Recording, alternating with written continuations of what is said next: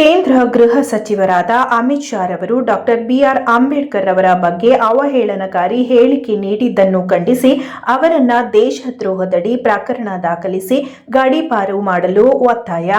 Doctor B R Ambedkar ಅವರ ಬಗ್ಗೆ ಸದನದಲ್ಲಿ ಅವಹೇಳನಕಾರಿ ಮಾತನಾಡಿರುವುದನ್ನು ಖಂಡಿಸಿ ದಲಿತ ಪರ ಸಂಘಟನೆಗಳ ವತಿಯಿಂದ ಇಲವಾಲದಲ್ಲಿ ಮಾನವ ಸರಪಳಿ ಮೂಲಕ ಬೃಹತ್ ರಸ್ತೆ ತಡೆ ಚಳುವಳಿ ನಡೆಸಲಾಯಿತು. ಇದೇ ಸಂದರ್ಭದಲ್ಲಿ ಮಾತನಾಡಿದ ಪ್ರತಿಭಟನಾಕಾರರು, ಈ ಹಿಂದೆ ಅಮಿತ್ ಶಾ ರವರು ಸುಪ್ರೀಂ ಕೋರ್ಟ್ನ ಆದೇಶದಂತೆ ತಮ್ಮ ತವರು ರಾಜ್ಯ ಗುಜರಾತ್ನಿಂದ ಗಡೀಪಾರು ಆಗಲು ಮೂಲ ಕಾರಣ ಈ ದೇಶದ ಸಂವಿಧಾನ. ಈ ದಿನ ಅವರು ತಮ್ಮ ರಾಷ್ಟ್ರದ ಗೃಹ ಸಚಿವರಾಗಿರುವುದು ಕೂಡ ಅಂಬೇಡ್ಕರ್ ಅವರು ಬರೆದಂತಹ ಸಂವಿಧಾನದಿಂದ. ಈ ದೇಶ ಧರ್ಮ ಅಥವಾ ದೇವರ ಭಕ್ತಿಯಿಂದ ನಡೆಯುವುದಿಲ್ಲ, ಬದಲಾಗಿ ಅಂಬೇಡ್ಕರ್ ಅವರ ಸಂವಿಧಾನದಿಂದ ನಡೆಯುತ್ತದೆ. ಅಂಬೇಡ್ಕರ್ ಅವರು ಒಂದು ಶಕ್ತಿಯಾಗಿದ್ದು ಇಡೀ ದೇಶದ ಅಡಿಪಾಯ ಅವರು ರಚಿಸಿದ ಸಂವಿಧಾನದ ಮೇಲೆ ನಿಂತಿದೆ. ಅಂತಹ ಮಹಾನ್ ಶಕ್ತಿಯ ಬಗ್ಗೆ ಮಾತನಾಡಲು ಯೋಗ್ಯತೆ ಬೇಕು. ಸಂವಿಧಾನ ಅಗೌರವಿಸುವುದು, ಅದರ ಬಗ್ಗೆ ಯಾವೊಬ್ಬ ವ್ಯಕ್ತಿಗೂ ಮಾತನಾಡುವ ನೈತಿಕತೆ ಇಲ್ಲ. ಅಸ್ಪೃಶ್ಯರು, ದಲಿತರು, ಶೋಷಿತರು ಬಾಬಾ ಸಾಹೇಬ್ ಅಂಬೇಡ್ಕರ್ ಅವರ ಸಿದ್ಧಾಂತಗಳಿಗೆ ತಲೆಬಾಗುವ ಎಲ್ಲ ಅನುಯಾಯಿಗಳು ಅಂಬೇಡ್ಕರ್ರನ್ನು ದೇವರೆಂದು ಪೂಜಿಸುತ್ತಿದ್ದು, ಅಂತಹವರನ್ನು ಖಂಡಿಸುವ ಅಧಿಕಾರ ಇವರಿಗೆ ಕೊಟ್ಟವರ್ಯಾರು? ದೇಶದ ಬೆಳಕು ಮತ್ತು ಉಸಿರಾದ ಸಂವಿಧಾನ ಶಿಲ್ಪಿ ಡಾಕ್ಟರ್ ಬಿಆರ್ ಅಂಬೇಡ್ಕರ್ ವಿರುದ್ಧ ಅವಹೇಳನಕಾರಿ ಹೇಳಿಕೆ ನೀಡಿದ ಅಮಿತ್ ಶಾ ರವರನ್ನ ಸಚಿವ ಸಂಪುಟದಿಂದ ಅಮಾನತುಗೊಳಿಸಿ ದೇಶದ್ರೋಹ ಪ್ರಕರಣ ದಾಖಲಿಸಿ ದೇಶದಿಂದ ಗಡೀಪಾರು ಮಾಡುವಂತೆ ರಾಷ್ಟ್ರಪತಿಗಳಿಗೆ ಒತ್ತಾಯಿಸುತ್ತೇವೆ ಎಂದು ತಿಳಿಸಿದರು.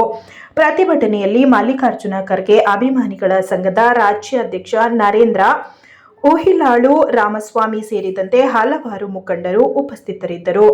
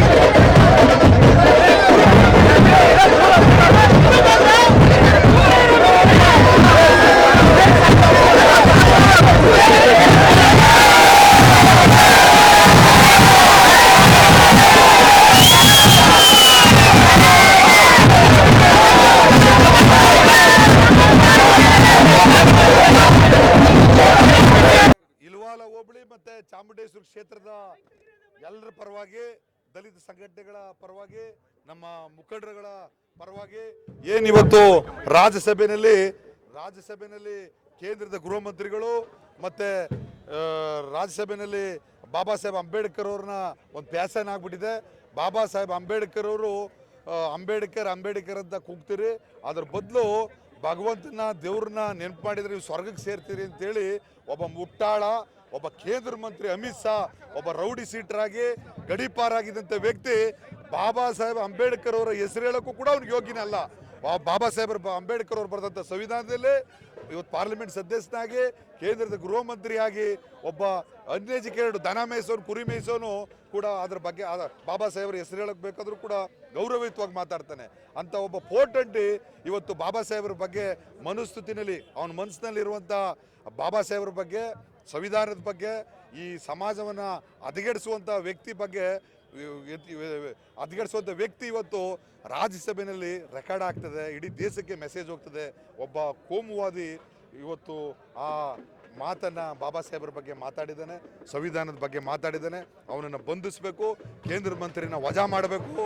ಅವನ್ನ ಎಲ್ಲಿ ಸಿಗ್ತಾರೆ, ಅವನ್ನ ಹಿಂದೆ ಹೆಂಗೆ ಮಾಡಿದ್ರು ಹಂಗೆ ಗಡೀಪಾರು ಮಾಡಿ ಅವತ್ತು ಅವನ ವಿರುದ್ಧ ಕೇಸನ್ನು ಮಾಡಿ ಇವತ್ತು ನಮ್ಮ ರಾಷ್ಟ್ರದಿಂದನೇ ಅವನ ರಾಷ್ಟ್ರದಿಂದನೇ ಅವನ ಗಡೀಪಾರು ಮಾಡಬೇಕು ಅಂತೇಳಿ ಎಲ್ಲ ನಮ್ಮ ಚಾಮುಂಡಿ ಕ್ಷೇತ್ರದ, ನಮ್ಮ ಇಲ್ವಾಲ ಹೋಬಳಿಯ ಎಲ್ಲ ಬಂಧುಗಳು ಇವತ್ತು ಒತ್ತಾಯ ಮಾಡ್ತಿದ್ದೇವೆ. ಮತ್ತು ಎಲ್ಲಿ ನರೇಂದ್ರ ಮೋದಿಯವರಾಗ್ಬೋದು, ಅಮಿತ್ ಶಾ ಸಿಗ್ತಾರೆ, ಅವ್ರಿಗೆ ಮಸಿ ಬೆಳೆಯುವಂಥ ಕೆಲಸವನ್ನು ನಾವು ಸಂಘಟನೆಯವರಾಗ್ಬೋದು, ನಮ್ಮ ಮುಖಂಡರುಗಳಾಗ್ಬೋದು ಅದು ಮಾಡೇ ಮಾಡ್ತೇವೆ ಅಂತೇಳಿ ಈ ಮುಖಾಂತರ ನಾವು ತಿಳಿಸ್ತೇವೆ.